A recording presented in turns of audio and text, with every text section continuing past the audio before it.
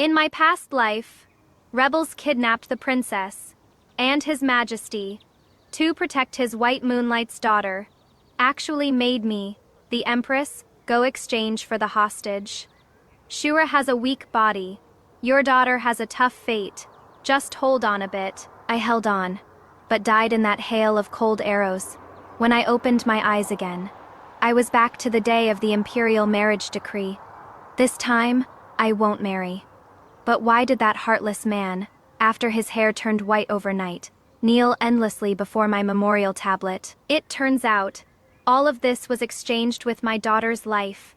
The rebel army besieged the city, demanding His Majesty choose between the princess who was the apple of his eye and my own flesh and blood, one to live. He didn't hesitate at all, holding the princess consort at his side who was crying her heart out, softly coaxing.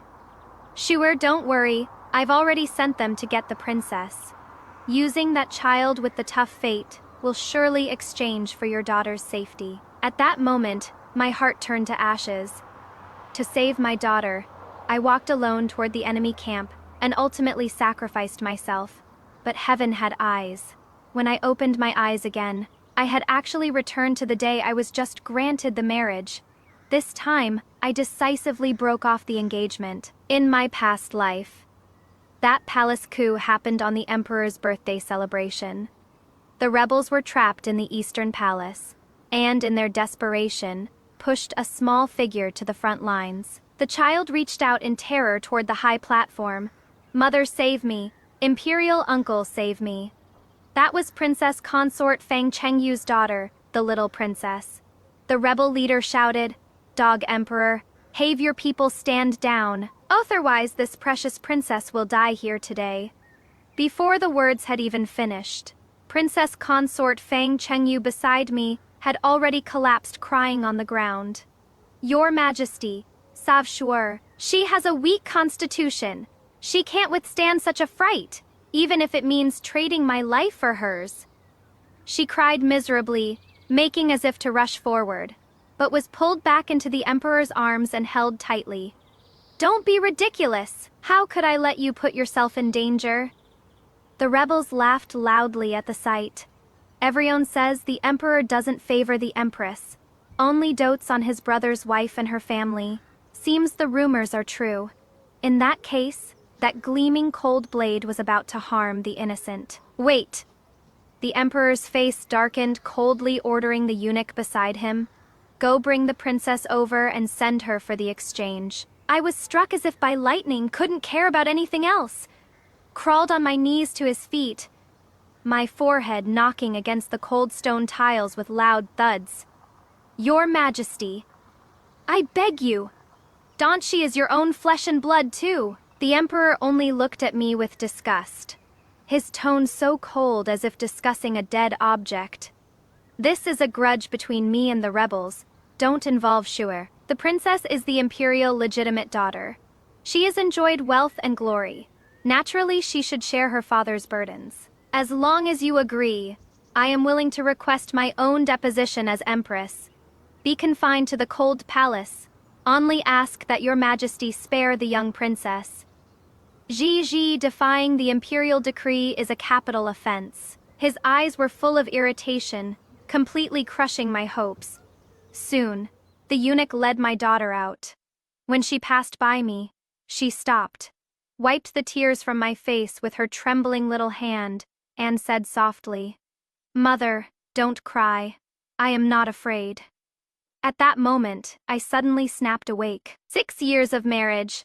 I knew he didn't love me, but I never thought he could be this cold-hearted.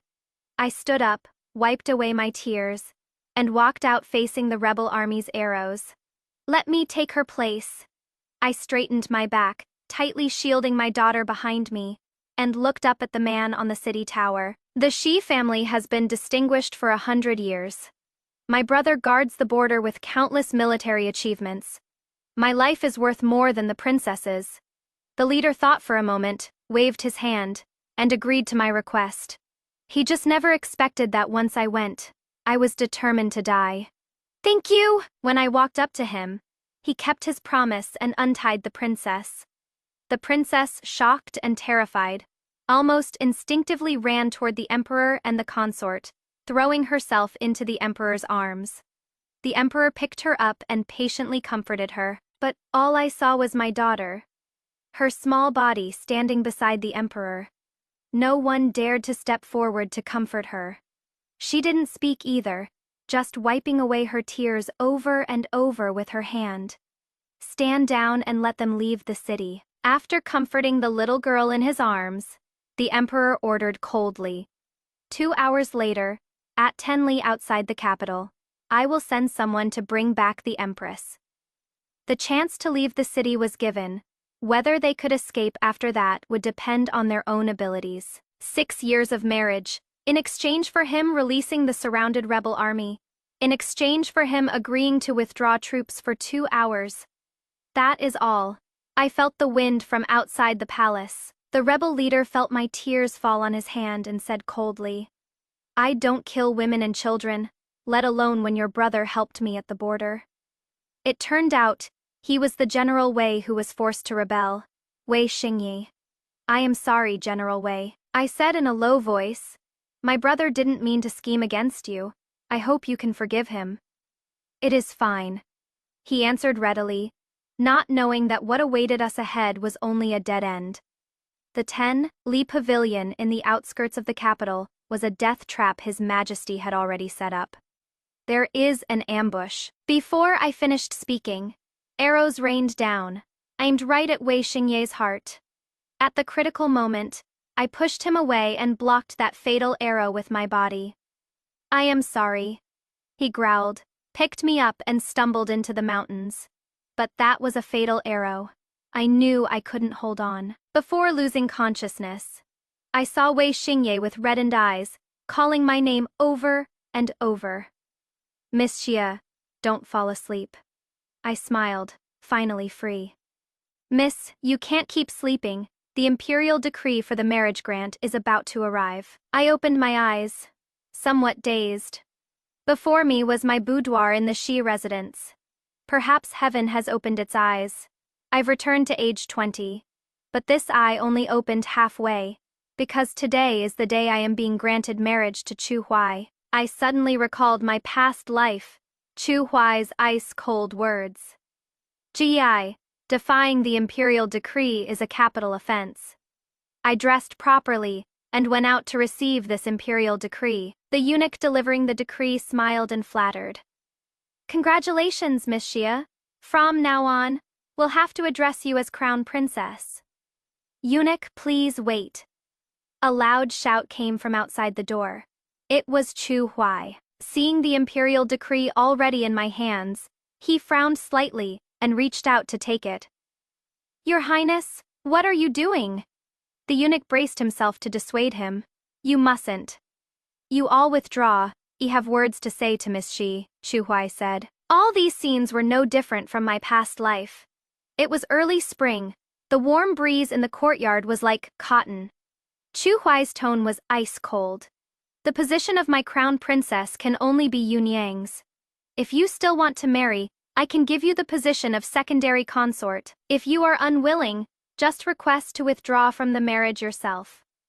Every sentence contemptuous, every word piercing the heart. Before marriage, Feng Chengyu and I were called the twin beauties of the capital. I was gentle and dignified.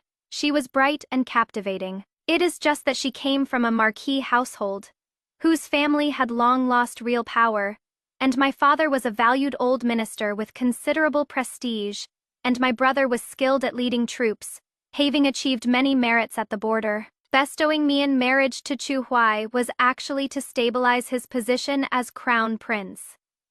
In my previous life, before the marriage decree, the emperor had hinted at it, and Chu Huai naturally didn't object. But after the imperial marriage decree was actually issued, he came to my courtyard and made a scene.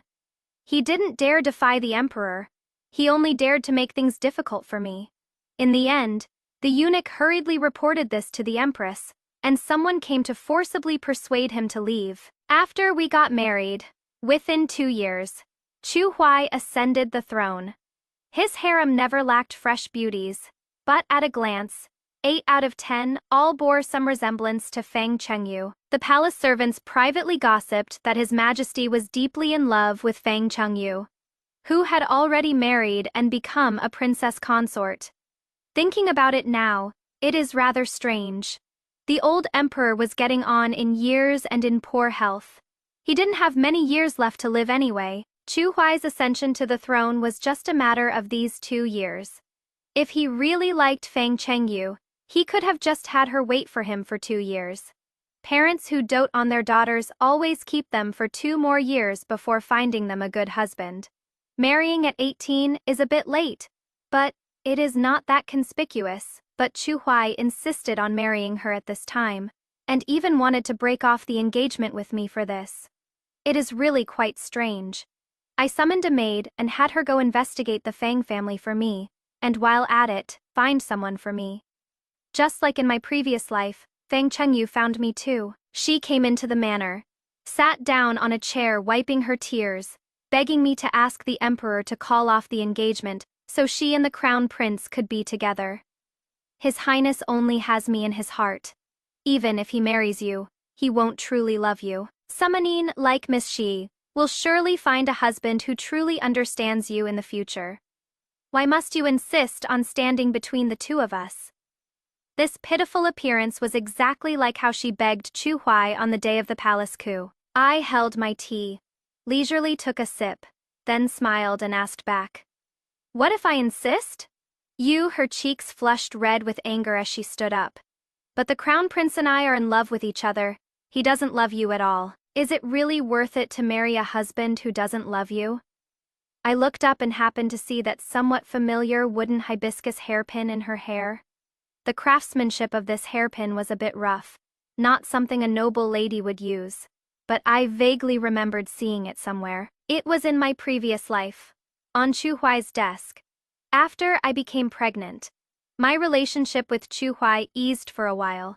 When I went to visit him in the evening, I saw him carving a hibiscus hairpin like this. That hibiscus hairpin was much more beautifully made than the one I saw today. I was moved for a moment and asked him for it. Chu Huai paused his movements, smiled and stood up to help me. "If Zhu Yi wants it, I'll make one for you." What ended up in my hands, however, was a hairpin in the shape of a peony. He said I was the principal consort and would become empress in the future, which matched perfectly with the peony. I didn't think much of it at the time, happily accepted it, and treasured it for a long time. So it turns out, the hibiscus was exclusive to them. "Miss Fang, this hibiscus hairpin of yours is quite unique, with a charming rustic appeal," I asked. "I wonder where you bought it. I'd like to get one too." She was taken aback by my question, but soon a smug expression appeared on her face. "His Highness made this for me with his own hands. If Miss Xia wants to buy one, I am afraid that won't be possible. Why doesn't Miss Xia break off the engagement with His Highness and find a gentleman willing to make hairpins for you?" I nodded, with a look of sudden realization, exchanging private tokens. "Is this the family upbringing of you Fangs? How dare you slander us like this?" Feng Chengyu said urgently. "His Highness and I are both unmarried." I interrupted her. "The Imperial edict of arranged marriage is still at the residence. Do you need me to bring it out for you to see?" Some commotion came from the courtyard, sounding like someone was forcing their way in, while my household servants didn't dare truly stop him, only following alongside, trying to persuade him again and again. A flash of joy crossed Feng Chengyu's eyes, but she immediately knelt down and kowtowed to me. "I beg you, Miss Shi, His Highness and I truly love each other. You don't love him anyway, so why not let us be together?" She kowtowed lightly, just making her cries louder. Just like the day of the palace coup in her previous life, she pretended to exchange herself for her daughter, but only took 2 tiny steps forward. All bark and no bite. It was a clumsy trick, but as long as it worked on Chu Huai, that was enough. Sure enough, Chu Huai strode in, reached out to help Feng Chengyu up, and scolded with a frown. "How shameful for a daughter of the Shi family to bully a weak woman like this. Is this how the Shi family raises their daughters?" I laughed when I heard that. How shameful for a crown prince. I threw his words back at him word by word. To be secretly involved with another woman while already betrothed. As soon as I said this, Chu Huai's expression changed drastically, and he almost spat through gritted teeth. I am the crown prince, but you are not the crown princess. I will never marry you. He stormed off with Fang Chengyu. Zhao Shui said worriedly. Miss, this servant saw that His Highness the Crown Prince seemed truly angry. But I just smiled. Chu Huai's loss of composure today almost confirmed my suspicions. I should thank him for handing me a ready-made reason to break off the engagement. That night, I suddenly dreamed of my previous life. After today's unpleasant parting, the Empress persuaded the Crown Prince to stay, using the excuse that my family was useful to him. The matter of breaking off the engagement fizzled out, and Fang Chengyu turned around and married the Crown Prince's younger brother, becoming a princess consort. Shortly after her marriage, she gave birth to a daughter. After Chu Huai ascended the throne, he generously gave their prince's mansion many rewards, and even often brought the little princess to the palace, accompanying her to play around everywhere. The time they spent together was much more than the time the princess I gave birth to got to see Chu Huai. The princess was taught by her mother since childhood, and had deep hostility towards me. The few times she happened to meet my daughter, the two of them always got along poorly, and conflicts frequently arose, but whenever something happened, Chu Huai always sided with the princess. I was completely baffled at the time, got into a huge fight with him, and demanded to know why he wouldn't favor his own daughter, and insisted on helping an outsider's daughter. Chu Huai's face darkened. How can you say that? She is also my own younger brother's daughter. How could she be an outsider? My daughter was young, and when the palace servants weren't paying attention, she secretly ran to the doorway. Seeing us arguing so fiercely, she was so frightened that she let out a wah and burst into tears. I hurriedly ran over, held my daughter in my arms and comforted her. She was a tiny little bundle, softly lying on my shoulder, her tears soaking the fabric wet, and also soaking my heart with sourness and bitterness. Chu Huai's expression also softened a bit, no longer arguing with me, and took our daughter to coax her a few words. The tears weren't even dried yet when a eunuch hurriedly came to report, saying the princess had developed a high fever and the situation was somewhat bad. Chu Huai didn't hesitate for a moment, immediately put down our daughter and rushed over. It was also from that day on that my daughter gradually stopped crying. Chu Huai came over a few times later, and he also noticed our daughter's distance toward him. Perhaps he wanted to make amends, but after a few times, he found that our daughter's attitude still hadn't changed. So he had another fight with me, and went back to doting on his little princess. In my previous life, being in the midst of it all, I never thought of another possibility. How could a brother's daughter make him dote on her so much? Unless. Soon, the person I sent to follow Fang Chengyu had results. Sure enough, she secretly took a carriage out of the residence, and found a doctor to examine her. The person I sent made all kinds of inquiries and finally got that prescription. It was a pregnancy, nourishing medicine. No, Chu Huai's abnormal behavior made sense. His abnormal doting on the little princess, and how his face immediately turned ugly that day when he heard me mention improper relations. No wonder the one who married Fang Chengyu was the crown prince's closest brother. Turns out he was rushing to cover for him. The crown prince had a secret affair with another young lady before marriage, and even had a child. The prematurely born little princess naturally had a weaker constitution, and the more frail and sickly she was, the more guilty Chu Huai felt. I gave the evidence to father, and had him privately go to the emperor to annul my marriage. For the sake of the royal family's reputation, it was best not to make this matter public. Over these years, the emperor's favoritism toward the crown prince had been worn down considerably. The crown prince is the legitimate eldest son, spent the most time with the emperor, and the father-son bond between them is deeper.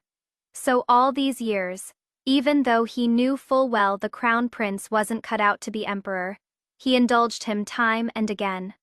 But the emperor's patience has always been limited. If he could understand the emperor's painstaking efforts, marry me, and use my family's support to secure his position as crown prince. The emperor would probably feel more relieved. Unfortunately, he didn't, an heir apparent who is easily seduced by women and can't control himself at all. Is that really what the emperor wants? Sure enough, the old emperor kept the prescription my father sent, and under the pretext of the empress summoning her, called Fang Chengyu into the palace.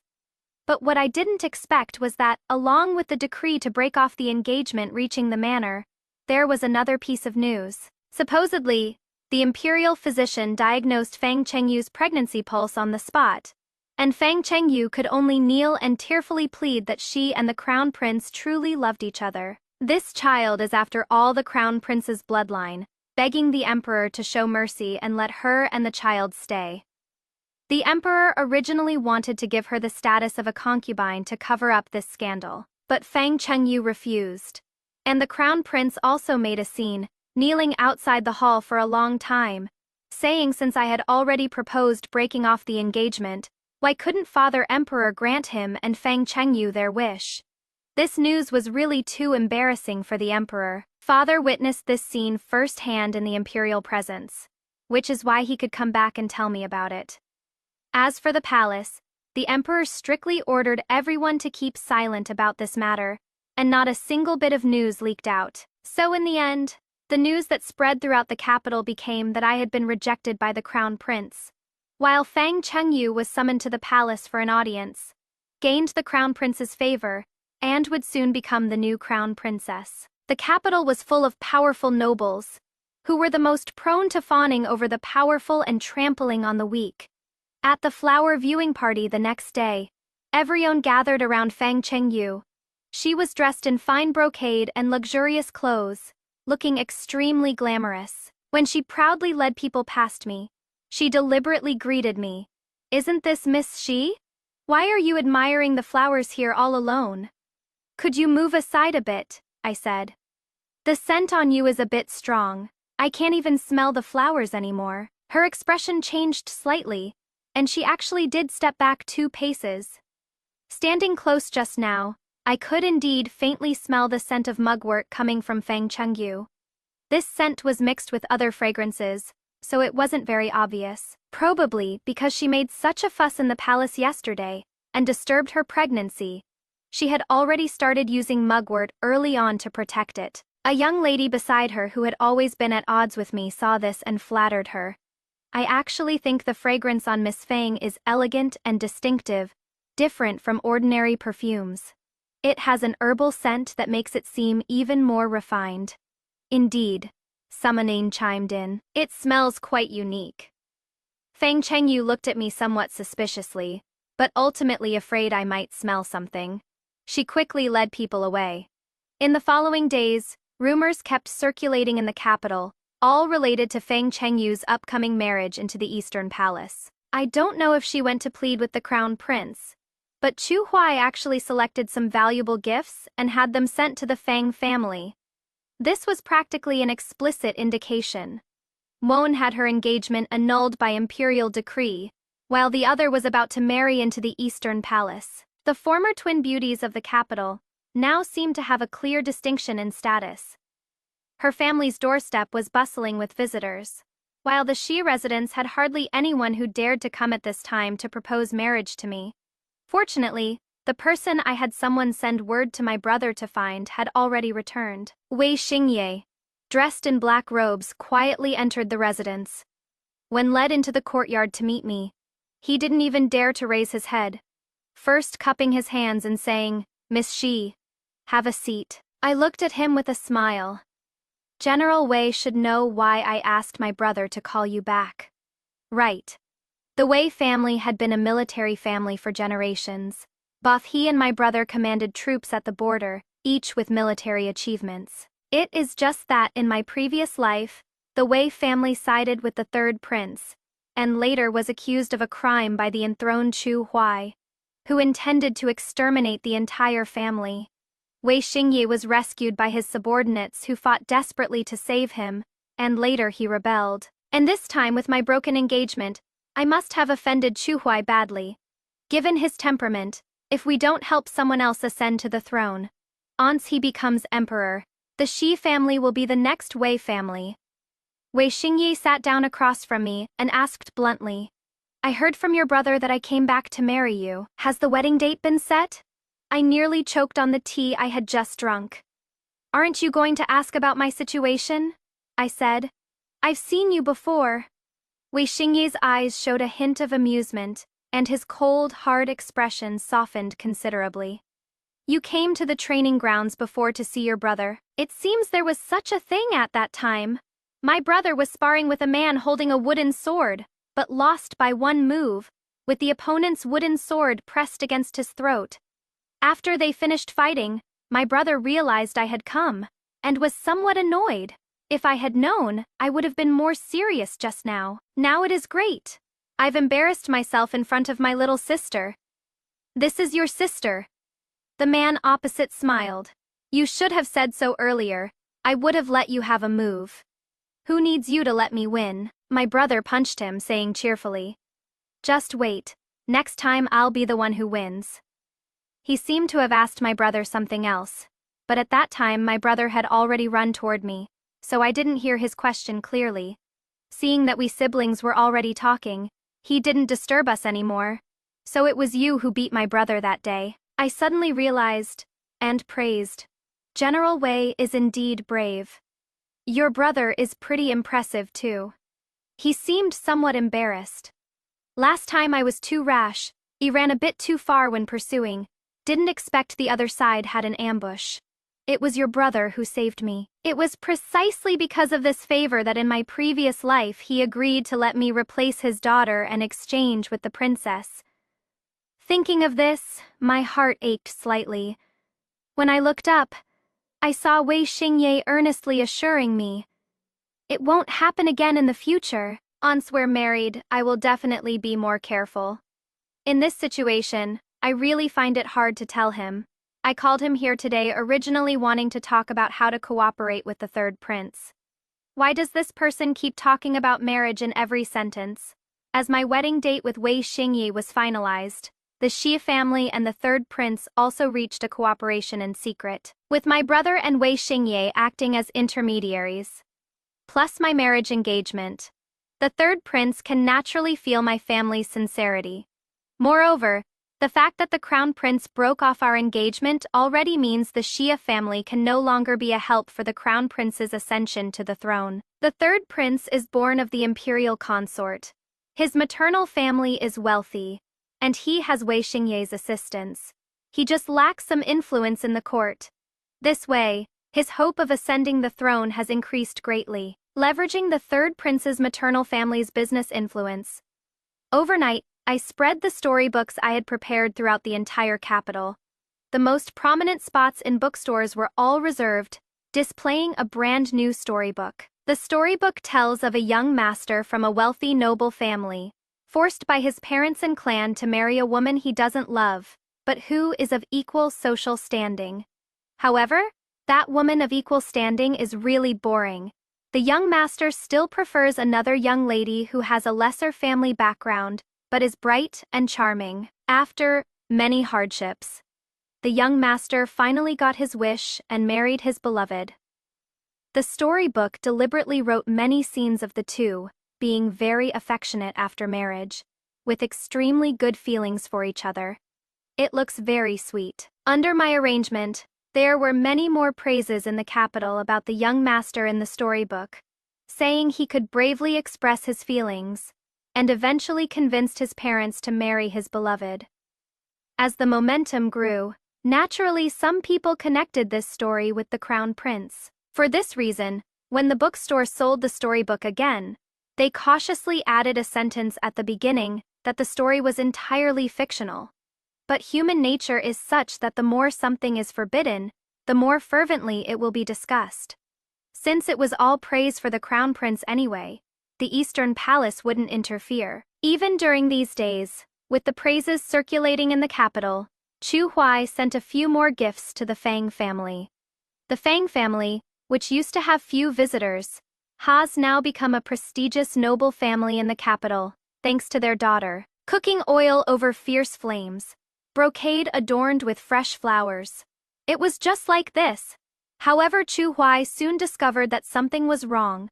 The officials who used to be willing to support him in court had actually turned against him one after another. They wouldn't have changed their minds so quickly to follow my family. Even though the crown prince lost my family's support, he is still the one sitting in the heir apparent's position. The officials who followed the crown prince were originally observing, but this storybook had been popular in the capital for nearly a month, and the Eastern Palace's response was only to reward some things to the Fang family, confirming the rumor that he wanted to marry Fang Chengyu. The plot of disregarding everything for one's lover is certainly touching, but a nation's heir apparent should not be someone who would give up everything for a woman. Being in the position of crown prince, he was destined to bear more than ordinary people, a monarch who needs to be supported by the entire nation's resources. How could he not be clear?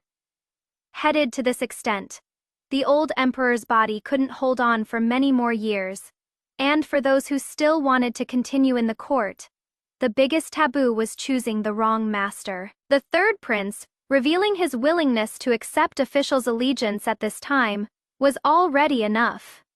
Smart people quickly sided with the third prince, leaving only a portion who insisted that Chu Huai could ascend the throne, still standing by the crown prince. Chu Huai realized something was wrong and hurriedly had the Fang family send Fang Chengyu out of the capital, under the pretext of recuperating from illness. Even if he was stupid, he knew that now wasn't a good time to marry Fang Chengyu. But the child in Fang Chengyu's belly couldn't wait too long, so they could only send her out of the capital first to give birth to the child. To be fair, this was already a timely remedy. However, the offensive and defensive positions had now reversed. Chu Huai's previously stable position as crown prince was now tottering. With my family's tacit approval, that day, Wei Xingye accompanied me to a Buddhist temple in the outskirts of the capital to offer incense. We took the official road, and when the carriage passed Shili Pavilion, Yi lifted the curtain and looked outside. The gardenia flowers by the roadside were blooming beautifully, white as snow.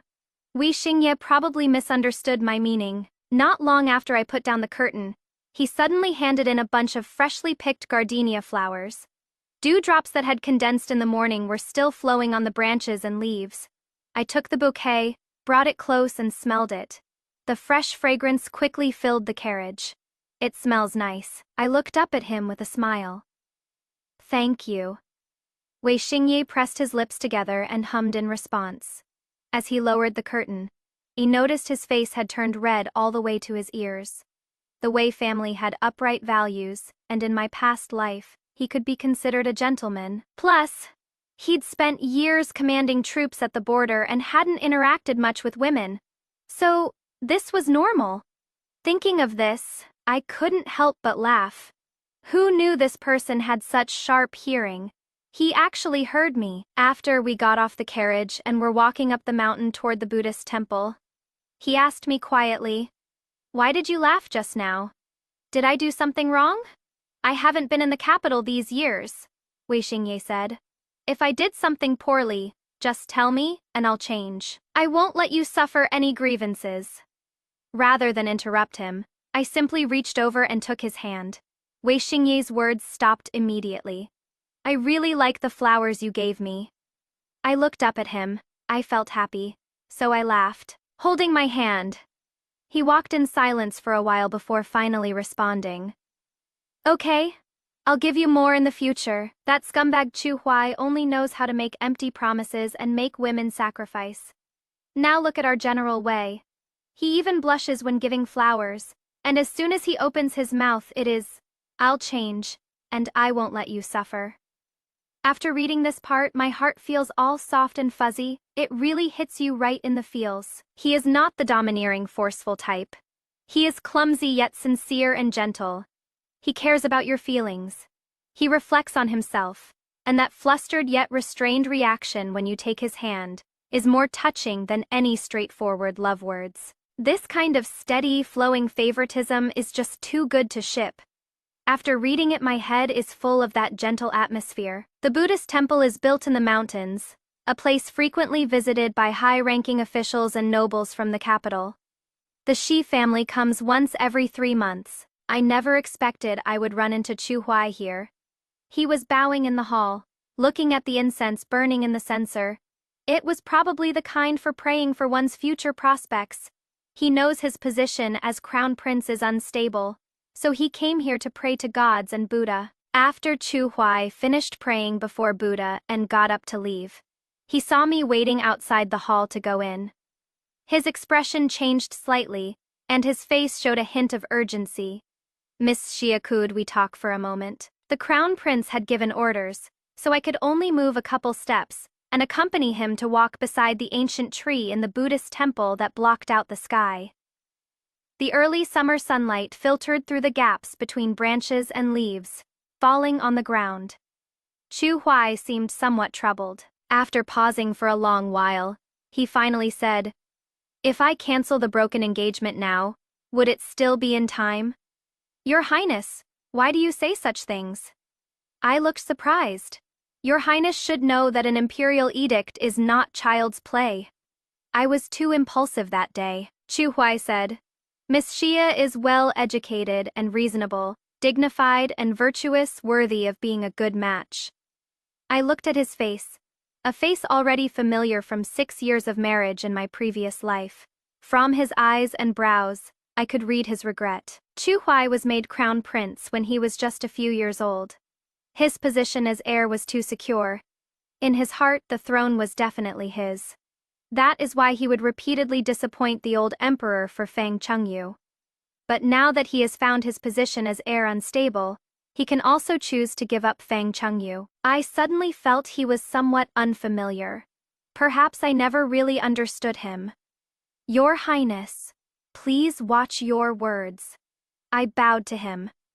"This subject's engagement with General Wei is already set, and I also wish your Highness and Miss Fang a harmonious union for 100 years. Ji, I am sincere." Chu Huai wanted to say something more.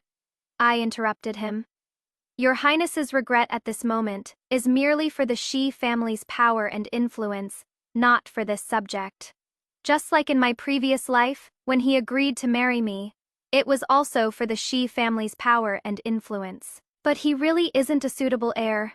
I bowed and turned to leave. Under the eaves not far away, Wei Xingye was waiting for me. Looking at him, his expression was as dark as the night sky that evening. "Nothing much." I took the initiative to explain to him. "It is just that the crown prince seems to regret it and insisted on saying a few words to me." "He should regret it." Wei Xingyi reached out and took my hand, but it is too late for regrets. Chu Huai's position as crown prince was already at the end of its rope. It wouldn't last much longer. Not long after returning from the Buddhist temple, a flood broke out in Yuzhou. Summer had much rain. Yuzhou had several heavy rainstorms this year. The flood broke through the dikes, submerging many villages and taking away many local people. And those who survived had their homes flooded, all their grains soaked in water. According to convention, the court would send someone to provide disaster relief. Chu Huai realized this was his chance to gain popular support. So he fought hard for it before the old emperor. The old emperor, thinking of what little father-son affection remained between them, ultimately agreed to his request. Actually, in the previous life, there was also this matter of Yuzhou disaster relief. However, before Chu Huai left the capital, my father taught him a lot. When he arrived in Yuzhou, he just did as my father taught him, and didn't cause any trouble. In the end, the disaster relief was successful, and he also gained the popular support he wanted. But in this life, the crown prince's position was already unstable, and as soon as he left the capital, several of the old emperor's princes rushed to show themselves. The third prince even attended to the illness day and night, exhausting himself until he lost a lot of weight. With his devoted service, thinking of ways every day to get the old emperor to eat more, the old emperor's health finally improved somewhat. When people are sick, they're more easily moved than usual. After the old emperor got better, the first person he praised was the third prince, saying he was naturally filial and a good child. At this moment, news also came back from Yuzhou. The crown prince wanted to provide disaster relief, so naturally he needed to take grain from the granary. But this was his first time handling such matters, so he directly asked the local prefecture for the amount recorded in the ledgers. The grain in the granary had long been embezzled by local officials for the most part. How could it possibly be replenished within a few days? If he had only asked for half like in his previous life, the local officials, though pained, would have thought that as long as they made it up, they could leave a good impression on the crown prince, and it could become their own disaster relief achievement, so they would have paid out of their own pockets to make up for the embezzled grain. This way, Chu Huai could use this grain for disaster relief, and the local officials would only have spent a sum of silver they could afford. But this time, without my father's guidance, he demanded all the grain right from the start. Seeing the local officials showing troubled expressions, Chu Huai even threatened them that if they couldn't produce the grain, he would definitely send a memorial back to the capital. He went too far, and the local corrupt officials left with no other option, simply set fire to the granary. Even if Chu Huai submitted a memorial, they could make excuses saying the granary burned down, and then raise some grain for disaster relief. A granary fire could only be considered their negligence, and this charge was much lighter than embezzling so much grain. But the timing of this fire happened to coincide with when Chu Huai secretly went to the granary to take inventory. That day, seeing the local officials making all sorts of excuses, he knew the grain quantity must be insufficient. In order to prevent himself from being deceived by his subordinates, Chu Huai decided to go check exactly how much grain was in the granary that could be used for disaster relief. He went there secretly, without bringing many guards.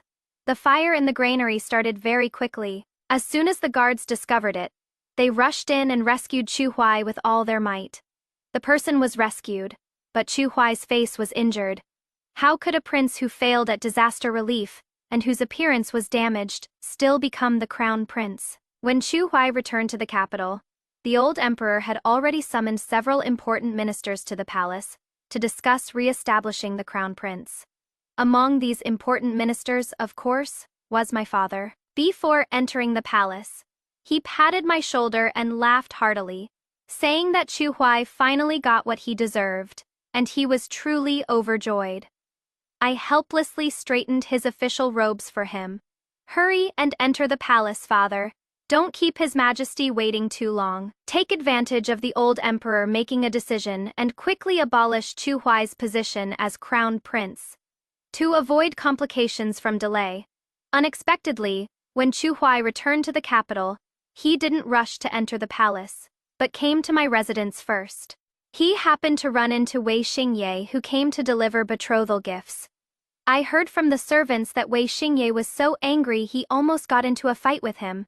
I hurried over and had someone lead Wei Xingye inside to rest. Seeing me come out, Chu Huai's expression suddenly changed, and his eyes lit up. Ji Yi knew it. You do have feelings for me in your heart. My palms started sweating. The tone he just used when calling my name was the same as Chu Huai from my previous life. I've been having dreams these past few days. Chu Huai said urgently. I dreamed that we were supposed to be husband and wife, and we were supposed to have a daughter. Speaking of our daughter, a sharp pain shot through my heart. In my previous life, after Chu Huai was persuaded by the Empress, I didn't call off the engagement and married him instead. What happened after that was all consequences I should bear for my wrong choice. But what shouldn't have happened at all was dragging my daughter into it. Chu Huai didn't notice the change in my expression and continued. In the dream I ascended the throne. You were my empress, and our daughter was a princess. What he was talking about was all our experiences from the previous life. But Chu Huai always likes to play clever tricks. He didn't mention a word about how he rewarded Fang Chengyu and the young Princess Nor, how he neglected me for his new favorite, or how he left our daughter's side to accompany the young princess. Did your highness hit your head in Yuzhou? I said kindly. Go back to the palace and have the imperial physician take a look at you. No, Ji Yi.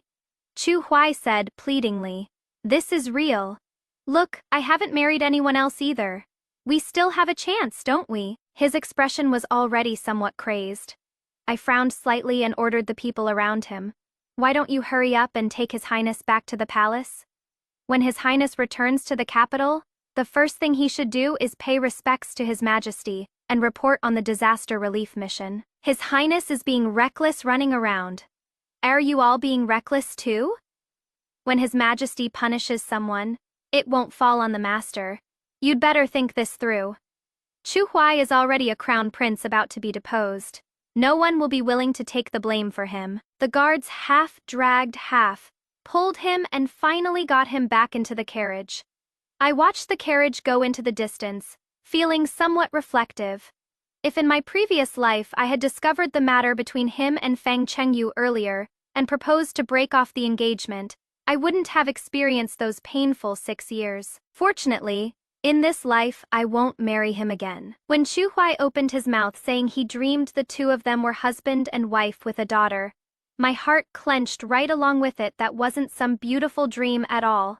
It was the nightmare the female lead endured for 6 years in her previous life, painful to the bone. He only remembers himself ascending the throne, the female lead being empress, their daughter being a princess, all that glamorous prestige, but doesn't mention a word about how he later doted on new favorites, how he neglected his first wife, how he heartlessly abandoned his own daughter. He has wiped all the harm clean away, using the false beauty of the previous life for moral blackmail, pretending to be deeply devoted.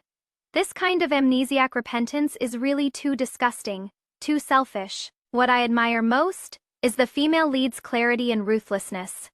She wasn't hit in her weak spot by his words at all, didn't fall back into love brain mode. Even though thinking of her daughter makes her heart ache terribly, she didn't show a hint of vulnerability. Instead, she calmly and sharply exposed his pretense. That line, "Have a physician check your head injury," directly shut him up, and she precisely seized on his weakness of having lost power and his guards, not daring to take responsibility, easily sending this crazy and hypocritical crown prince away. Her intelligence was online the whole time. Her presence maxed out. Watching it made people shout with satisfaction. In her previous life she trusted the wrong person, wasted 6 years of her youth, and even implicated her innocent daughter. That is her lifelong pain. In this life she pulled away early, saw through Chu Huai's true nature, and will never again be trapped by false warmth. This kind of strong female lead who cuts losses in time and never looks back really hits me hard. Chu Huai's current madness and pleading is just him learning to cherish, only after losing everything. But this cherishing is full of selfishness. He has never truly felt sorry for the suffering the female lead endured. I really deeply empathize with the female lead's sentiment. Thank goodness for this second chance at life. She has finally escaped this scumbag, and doesn't have to be trapped in that painful marriage anymore. Seeing her so clear-headed and independent is really both moving and comforting. I just hope the female lead completely stays away from Chu Huai afterward. Lives peacefully and smoothly, is never bound by past pain again, and lives well for herself this time. That day, the old emperor issued an edict to depose the crown prince and establish the third prince as the new crown prince. At night, I dreamed of my previous life again. Strangely, this time I was watching what happened next from an observer's perspective. For some reason, after I left that day, Chu Huai went mad. He gave me many posthumous honors, bestowed a title, added burial offerings, and sealed off Fengyi Palace, where the empress resided, only allowing himself and our daughter to enter. My daughter grew up well. She used Chu Huai's guilt toward me to accomplish many things. I watched her win over court officials and cultivate her own power. I also watched her plan a palace coup step by step, forcing Chu Huai to abdicate, and became the empress. But after she ascended the throne, she knelt in the ancestral temple, begging the gods and Buddhas, using the emperor's fortune to exchange for my rebirth. My mother is a very, very good person. She shouldn't have wasted her entire life because of my father. Such a heartless and cold emperor. She brought me into this world, and then used her own life to let me live this lifetime. So I also want to use my own fortune to exchange for her life. I don't know what she heard. I only saw the emperor in bright yellow dragon robes, holding my memorial tablet, kneeling on the prayer mat, kowtowing deeply, shedding her first tear in 20 years. It is okay without me. I just want her to be well. I suddenly remembered that when she was very young, Chu Huai had also ascended the altar to pray for rain. And not long after that ritual, rain fell one after another in the drought. Stricken prefectures. The ministers submitted many memorials, singing praises of Chu Huai's merits. Only my daughter asked the Grand Tutor why the heavens would really send rain after Father Emperor prayed. The Grand Tutor told her it was because Chu Huai was the Son of Heaven. The Son of Heaven is granted by heaven, so his wishes will naturally be heard by heaven and receive a response. So she also became the Son of Heaven. It is because of her wish that I have this life. My tears fell like rain. After Chu Huai was deposed, Feng Chengyu also married someone else. After all, she only left the capital to recuperate, and no one in the capital knew she was pregnant. As for the daughter she gave birth to, no one knows who she was given to, but there were still some rumors about her affair with the crown prince. And after she married, the other women in the inner quarters kept bringing it up. Feng Chengyu quickly lost her husband's favor, and in the end, it seemed she was drained by the struggles in the inner quarters, and died quietly, leaving the position of principal wife vacant. After the third prince ascended the throne, as the deposed crown prince, Chu Huai was confined in the Western Garden, and could not leave unless he died. I heard he had long gone mad, muttering everyday things, like, I should have been the emperor. It was all Feng Chengyu who seduced me and ruined me. The third prince only ordered the imperial physician to prescribe him some medicine. As long as he didn't die, he could serve as a tool for the emperor to display his benevolence. And in the second year after Wei Xingye and I got married, I gave birth to a daughter. Even though her eyes and brows are different from her past life, I always feel they're familiar. Behind her ear, there is also a small butterfly birthmark. Holding her, I couldn't help but shed tears. This scared Wei Xingye into quickly grabbing a handkerchief to wipe my tears. My dear wife, you mustn't cry during postpartum confinement. Come, smile a little. Holding my daughter, he lifted my head and smiled. Her wish has already been fulfilled. In this life, I decisively divorced him and married Wei Xingye, the one who would protect me in times of danger. On our wedding day, with a 10-mile bridal procession, Wei Xingye held my hand and made a vow to be with me for this life, and the next, just the two of us. And that prince who disregarded everything for his true love, finally got what he deserved. To please that woman he had a secret affair with, he didn't hesitate to drain the national treasury and even neglected state affairs to pray for blessings for her child. In the end, betrayed by everyone, he was deposed and imprisoned. I heard he spent his days in the cold palace, driven mad, muttering about the glory and wealth from his past life. Some even said that in his dreams, he saw himself turn white, haired overnight, begging just to see me once in his dreams. But I don't care anymore, because in this life, I have a husband who loves me dearly, and a lovely, well-behaved daughter. That was from the previous life. My daughter used up all her fortune to exchange for this life's peace and stability. Whenever I think of this, I can't help but cry. Wei Xingye always gently wipes away my tears and softly coaxes me. My dear wife, don't cry. I am here. Now I am passing the mic to you guys. If you were the female lead, when this life drama comes to an end, who would you most want to give an award to? Best daughter in the world awarded to my daughter from my past life. At such a young age she became the empress, and even used the Imperial throne's fortune to exchange for mom's rebirth. It is okay without me, as long as she is doing well. These words are truly touching. Best Wife Protecting Maniac Award vote for General Wei Xingye. As long as he is around, the sense of security is maxed out. Quickly tell me your choice in the comments. See you in the next story.